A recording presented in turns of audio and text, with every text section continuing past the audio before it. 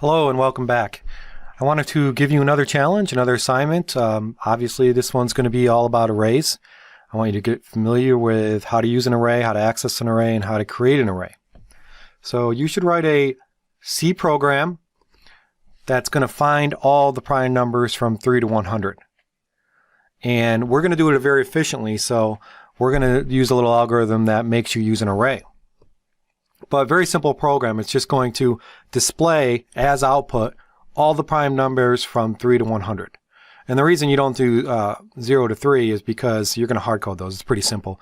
First two prime numbers are 1 and 2, right? That are non-zero.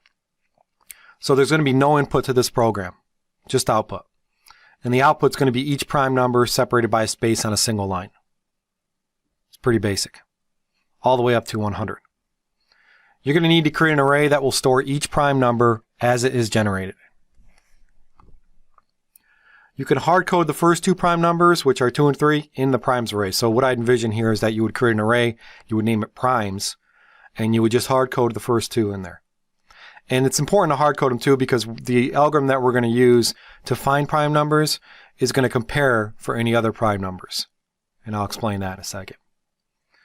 You want to utilize the loops for this assignment to only find the prime numbers up to 100. So right off the bat, you should envision a loop at least to display the prime numbers that you found.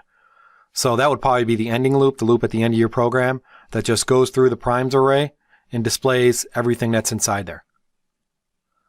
Now, if you're finding all the prime numbers up to 100, you're not going to need to make the size of the array probably more than 50, because I don't think there's more than 50 prime numbers all the way up to 100.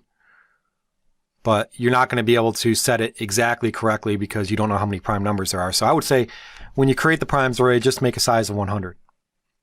So you're definitely going to need a loop to print them out at the end. You're going to need another loop to try to find the prime numbers. And you can find the prime numbers in any algorithm you want.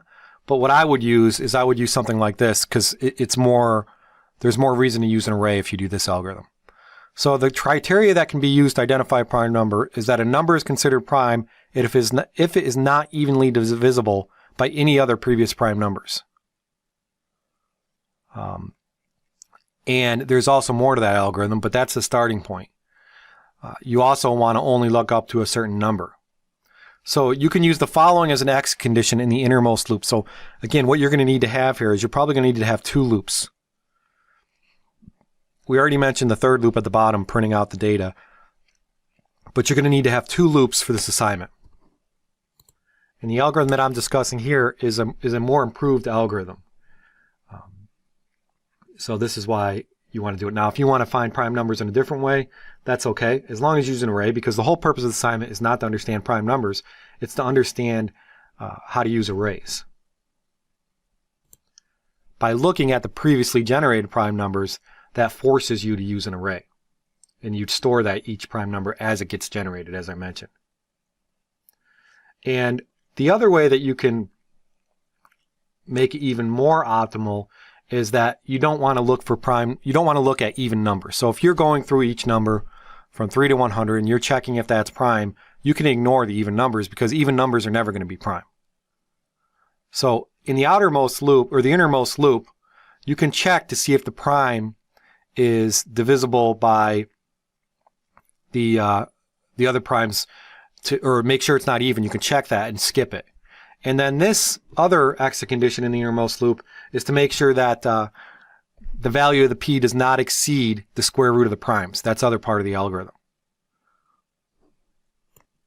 So this might not make full sense, but basically these are some of the criteria that I want you to follow. Skip any checks for even numbers, and then the algorithm is to look for any previous prime numbers that were generated, and also to check whether or not p does not exceed the square root of the primes, because that's another way to check for a prime number. So you're going to need to have a for loop, which basically goes from 5 to 100.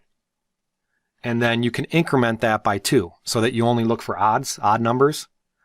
And then in an inner for loop you have inside there, you're going to want to go from 1 until this other value, p divided by prime sub I, is greater than or equal to prime sub I. And you'll probably also want to make sure that the number is not prime. So you don't want to exceed a certain check, and then you also want to jump out of the inner loop if you actually found a prime number. And so the way that you can check for prime number, if your current number is divisible by any previous prime, so you can look at the primes array, and if the modulus for that is equal to 0, then you don't have a prime number. Otherwise, if you've done this whole check in this entire loop and you've got out of there with already exceeding the prime sub I is greater than prime sub I, the square root issue, and you not actually found a prime number, then that means that you can then add, you've actually never set it to false, you can actually add that prime number to your primes array. And then just print out the primes array. So the actual algorithm doesn't seem as confusing as I'm making it. Again, try to give you as many pseudocode hints there as possible with the outer for loop and the inner for loop. But you're going to need to access arrays, you're going to read arrays, you're going to look at an array to see previous values.